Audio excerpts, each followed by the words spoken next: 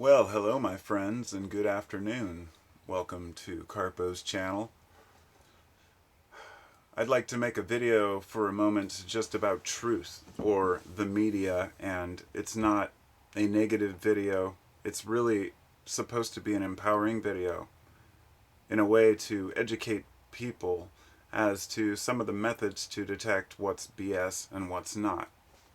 And I firmly believe that this is a very important part of a better future for all of us, and I'll get into that and why. First off, I apologize in advance if I have the sniffles or the fact that I look like crap, and I'm wearing these glasses for dual use so I can look at my notes here, but really it was just because those bags under my eyes look horrible. But I guess that doesn't really matter because I can see it's now reflecting from my notes in my phone off my glasses. Anyhow, you know, it's a real talk here, but it's coming from me being sick, so I'm doing my best. Our belief is that COVID made its way through our household, and we had my youngest kids were just kind of sick, one for about a day, you know, kind of on the couch sleeping, and but they were okay. And then my oldest son, or my wife had slightly sore throat, but my oldest son and I both got a little sicker. I got the worst. But it's been about 3 days now, and my chest is clearing out, but my left ear, I can't hear out of it. And he went to get a test today to see, you know, so we can make sure. But hopefully it was COVID, so we can get it done and over with. I haven't worried about catching it. I kind of hoped that it would make its way through and just be done with it, and it finally did. But here I am trying to make a video anyway, even in this kind of cloudy state of mind, and I'll tell you, the brain fog is real. I'm not kidding. So anyhow, as far as the truth being not subjective, I've been thinking about this for a long time, and I have several notes that I've taken over the last several months, and I just kind of like to go through these things. And the thing is that the truth is not subjective, but the choice of how we perceive that truth is. In other words, we might hear something, we can choose whether or not to think critically and look at the information presented. But the thing, this is about how basically we really can make large change through our changing what we consume and why. But there's deeper reasons, much deeper divisions I'm going to go into in the future about why we tend to stick with our side no matter what. But news doesn't report issues anymore or stories. They're not interested in what's really going on. They're seeking ad revenue, and ad revenue comes from clicks. And the reason why this has happened and why journalism has died is complicated. But let's just say back in the 1980s, the fairness doctrine was something that said media should give equal sides to both sides of, both sides of the argument, equal time. And that was removed during the Reagan administration, which allowed news stations to basically be more biased. And then CNN came into the picture. They were making, left. Fox was slightly going right, but it was never as bad as happened after 2008. And I'll tell you, watching this unfold, the news at once really was a good source of basic information about what's going on in the country or the world. And you wouldn't find fake news, but you might find embellished stories. But it was usually because people were rushing. And so around 2008, like thousands of journalists lost their job. Journalism was basically considered dead in a lot of regards. And the news even got worse into controversies. The O.J. Simpson back in the 90s was kind of the beginning of it, and the 24-hour news cycle. That was never a thing before. And now today you can turn it on and say, breaking news. Somebody tweeted something. Are you kidding me? But that's how desperate they are because of the competition. The reason being is because they've been squeezed by so many different people trying to make money off of selling information that you have to be the first to break the story, and you have to be able to get all the facts straight, and they're willing to embellish. And even one false story or made-up source or not well researched can bite you in the ass heavily as a media organization. But let's just say, for argument's sake, that in general most of the media we watch is biased, but the stories that they tell are things that actually happened. And there are people who would say, well, no, they don't believe any of the news stories. It's become difficult to know what to believe, and it's hard to blame people for that. So, but the problem is that it's a profit-based system. The profit motive is what makes it complicated, because if you're not paying for your news, you get it? You see, they have to make money elsewhere. This is the problem. Direct, good journalism that's funded by the individuals, they're getting few and far between. There are some like world-renowned, media groups that have been, praised for their, impartiality, being fair, being honest, and reporting important stories instead of just, ooh, somebody got hurt, or somebody died. It's like these are the big stories, the ones that matter. But journalism isn't dead. It's just harder to find, kind of like good music. And so if you're allowing the media to rely on ad revenue, then they're going to want to get as many viewers as possible. If they get good funding from a small amount of viewers, they don't really care about all the ad revenue. They just want good stories. It comes down to what the people consume as well. We watch the news, therefore, we like what we're watching, right? And the more that it can cause us to take our side as the best side and cast everybody else's side, it just causes more division, and the people eat it up. I wrote this down. The rush to publish news stories is a symptom of the broadband internet era and the dominance of social media in the online information ecosystem. It is a large factor in the problem of major news outlets publishing stories that later turn out not to be true. And in essence, people are rushed instead of taking good time to get a story that takes time to gather. But there's also more than this. The FOIA Act, the fact that it's more difficult to obtain information, is making it harder for journalists to investigate the number one thing that they should be investigating, which is government corruption. And in the past, journalists, especially in our open society, regularly have investigated government corruption. This is what journalists love to do. But it makes it hard when all that information is hidden, and it might take months or years to get the info out, and by then it doesn't even matter anymore. And anybody who's in journalism realizes this, and how hard it is to really get the information about what's going on, which a lot of the citizens now support destroying American media, regardless of what you feel about CNN, NBC, or any of them. Media should never be harmed. I mean, like with what happened, I've seen recently CNN cameras stomped and lit on fire and them chased off. People don't like the media because they're told the media is evil. The fact is, they don't realize the media is the only thing that stands between them and a full-blown tyranny, because it's the only thing that keeps a government in check is an informed public. And if you're only getting one side of a story, you'll never get the full story. I wish people could get along on those things, but I think fearing the opinions of others, something I've realized is very important. Fearing others' opinions and ideas only harms us in the end. It causes us to be even more fearful, and the more fearful a person is, the more xenophobic they are. They go hand in hand. So in other words, a lot of people who are in groups who oppose other groups, that specifically oppose other groups, they do it because they have anger in their hearts. And they might deny it and say they're going on principle or their values, but that's part of it, I'm sure. But it's an anger and a resentment that causes people to want to physically harm others in the sake of what they think is true. In other words, harming another human because you disagree with them is never the right answer, unless that disagreement is causing you personal physical pain. And people translate their pain from other sources. They are misguided. They think that the pain that they feel in their personal lives is caused by this group, whether it's left-wing or right-wing or this religion or that. And rumors spread faster than truth. There's an old saying. It's something like, a rumor gets around the world before the truth can get its pants on. And it's been proven over and over.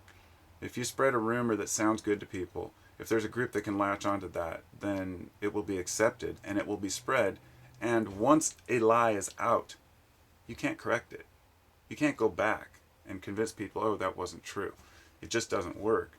So, and this is one of the hardest things. We don't like difficult truths or complicated ideas that we have to research that might take us years to learn really how it works.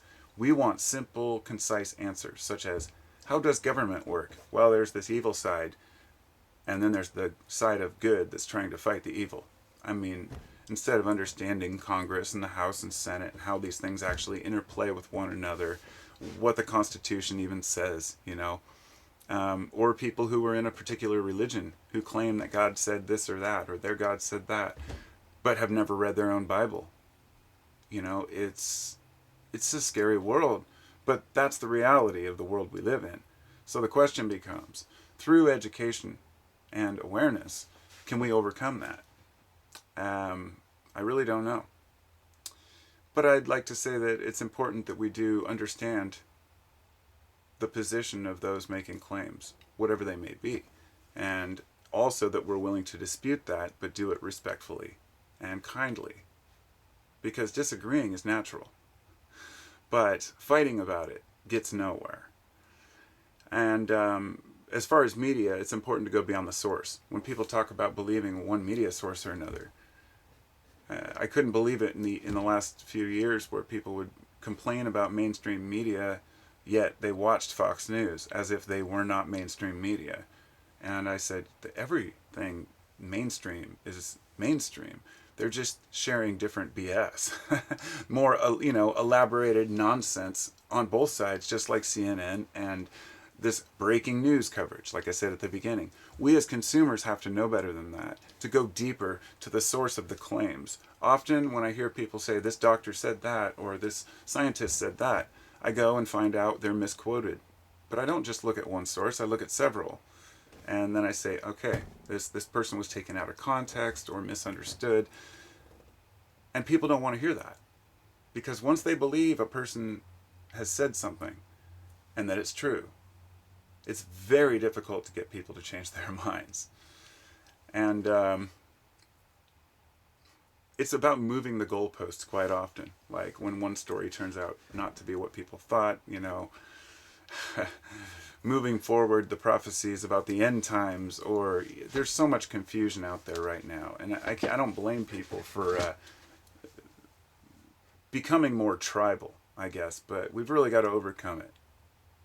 It goes nowhere. I mean, it really goes nowhere to fight amongst ourselves. And there's nothing to be accomplished by it. And so, one thing I'd like to say is that the world is not as scary as it's shown on TV. That's a major important takeaway here. They always want to pick out the worst stories. It's like the old shark bite syndrome. They want to talk about the one guy who got attacked by a shark, and they'll talk about it for weeks on end, right? And you've got these bigger stories of major wars and conflicts, but they're not brought up. These are things you have to actually seek out for yourself and look through the bullshit. The news isn't going to tell you anything. But going to alternative media, you have to realize they're selling you even more bullshit. I mean, I go to the alt sites, alt-right, alt-left, and they're full of just ads for all kinds of bullshit. Desperation, a lot of the times just to make money. It's frustrating because we want to be consumers of truth, because an informed public is the only thing that can defend itself against tyranny and corruption. So how do we inform each other and stop fighting amongst ourselves? There was a really great TED Talks I watched. It was this guy who passed away a few years back, and he had done these experiments where he would ask groups of people, questions about the world and things that you probably wouldn't know but probably should know, such as one example was, has starvation in the world in the last 50 years, and then it was like A, doubled, B, stayed the same, or C, cut in half. And a majority of people all around the world, like in the US and Sweden, they chose doubled, because most people really believed that the population, even with the population accounting, the truth is it's halved. And there was only like 6% in Sweden that got this right. And it's crazy to think that we're uninformed to that degree. It really has been cut in half, extreme poverty. But the point being not about poverty itself, but being about the fact that we know less than chimps, because he was talking about how he asked the chimps and he gets 33%, right? So in all categories, in all places, the chimps beat out people in that knowledge because they were guessing, of course, randomly, right? The point being that random guesses are often better than our thinking process. We think we know things, and we can't just say, not a clue. We're taking a guess as well, but our guesses are based on what we think.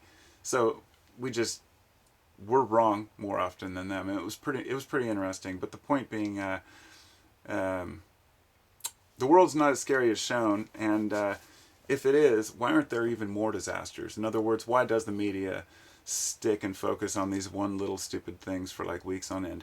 Because real life is pretty boring most of the time, and there's not a lot going on, and that's good, because media is not supposed to be here to make news or create things that they think are news, but rather report what's important, report the real facts, whether it's local or national.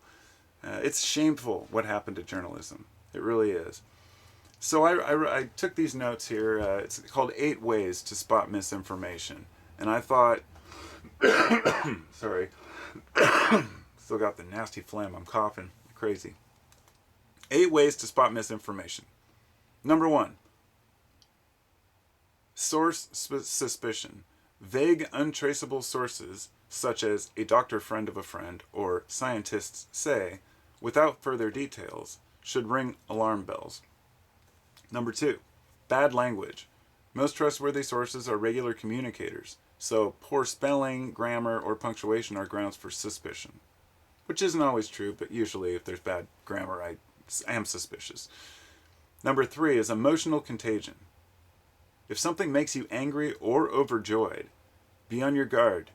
Miscreants know that messages that trigger strong emotions get shared the most, and this deserves a video all its own. Absolutely true. Number 4, news gold or fool's gold. Genuine scoops are rare. If information is reported by only one source, beware, especially if it suggests that something is being hidden from you. Number 5, false accounting. Use of fake social media accounts, such as @BBC News Tonight, is a classic trick. Look out for misleading images and bogus web addresses too, which is obvious. Number 6, oversharing. If someone urges you to share their sensational news, they might just want a share of the resulting ad revenue. Number 7, follow the money. Think about who stands to gain from you believing extraordinary claims. And number 8 is fact check. Go past the headlines and read a story to the end. If it sounds dubious, search fact-checking websites to see whether it's already been debunked. And the last part I want to read before I go is about investigative journalism, as I was talking about earlier. Okay, it says, and I didn't write this, somebody else did, and I copied and pasted, and I should have put the source, and I don't remember where it was from. It says, perhaps the salvation of investigative reporting lies not with finding additional filthy rich contributors or the return of 30% margins. Hamilton's book explicitly states that one reason for the high cost of investigations is the government's resistance to making information easily accessible. Every journalist who has filed a Freedom of Information Act or a FOIA request for documents or data has a favorite story about the months or years it takes the authorities to comply. Many of these stories have a coda. Often, the most pertinent information has been redacted or gone missing in the archives. And in a nutshell, people are prevented from doing their work, so lazy journalism is what we call journalism now. Reporting on what the libs are doing, or what the conservatives are doing, or what the other side is doing. And while we fight amongst ourselves like children over the most trivial details, even though these details are often caused by religious beliefs, and cannot deny the fact that a lot of the division is caused by something as simple as Roe versus Wade, pro-life. And nobody wants to talk about that because that's an instant, now you're getting into controversial religious territory. The idea of whether a woman should have an abortion. And most people don't want to talk about it because it's demonetized. They can't get ad revenue when they talk about these things, which is why I feel I have to. But it's an important factor to bring into it. People don't have the luxury to, raise a child with a major deformity sometimes. There are reasons for why people do things. I believe that those who are strongly opposed to other people's freedoms or rights, regardless of the reasons, are not only some of the most fearful people, but some of the most judgmental and angry people that I've met in my life. We have a group of them that stand down by the clinic down the street from here with their signs out, and they're just, I thought about going and interviewing them. I haven't seen them because I haven't walked down there in a while, but I'm just disgusted by people who spend their lives telling others what they should and shouldn't do based on what they think is right or wrong. However, these often are the same people who don't want to protest the death penalty, right? It's a pick and choose world, and perhaps I shouldn't have brought that into this, but it is important to remember that a lot of the division that we have in politics in this country, and the division of media, and the lack of information, isn't because people can't find the information. It is a willful ignorance, a willful denial to look at the other side of the argument.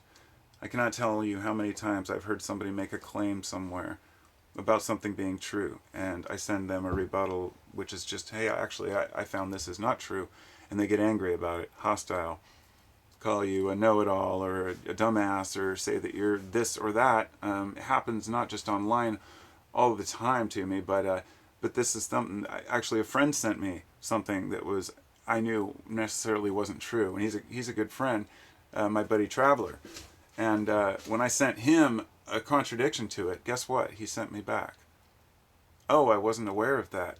And we talked about it, and he changed his opinion on something. I don't even recall what it was. But it was interesting because I don't get that a lot. It's almost like everybody's just waiting to fight. If you just look at what another person presents, rather than saying, no, you're wrong, then often you'll find that you were wrong. There's nothing wrong with being wrong. In fact, it makes us stronger and wiser. And so many times I've found I wasn't right about something and changed my goalpost. Sometimes I'm ambivalent or not sure, and you can't be sure about everything. And no matter what media sources you read or look at, you're always going to have an issue somewhere with something not being true or being embellished. But in general, if you cover your bases and look out there at all the different sources, you'll find that most of the real world is pretty boring.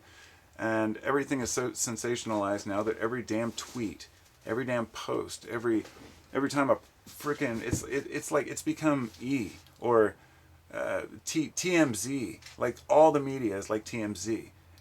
They're like just covering stupid, mundane things, but the people want to watch it. So is it because we're dumbed down as a nation? I mean, I don't know. And I don't know the solution. I do know individual responsibility plays a huge role. The way we raise our kids, the way we teach ourselves, how much time we spend in self-reflection to understand our place in this world, as impossible as it may be to figure out. But there are a lot of people who think they have it all figured out, and that makes it tough. But in reality, deep down inside, we're all playing the same games, we're all fighting the same demons, we just do it in different ways. And I think life is meant to be joyful. I think we're meant to enjoy ourselves here, to have a good time, not to overwork ourselves or underwork, but just to do what we feel is right. And when there are so many groups who are opposing other groups just for existing, it disgusts me because I know the media is responsible for this. I know that it's forced upon us by fucking groups, Breitbart and Alex Jones, and pushing bullshit that causes people to get angry. So that's how I feel about the whole thing, and I'll talk to you all soon. Thanks for listening. I'm surprised I made it this long. I'm getting pretty tired. I need to go lay down again, but at least I could make a video and say hello. So be well, take care of yourselves, and I'll talk to you soon. Peace out.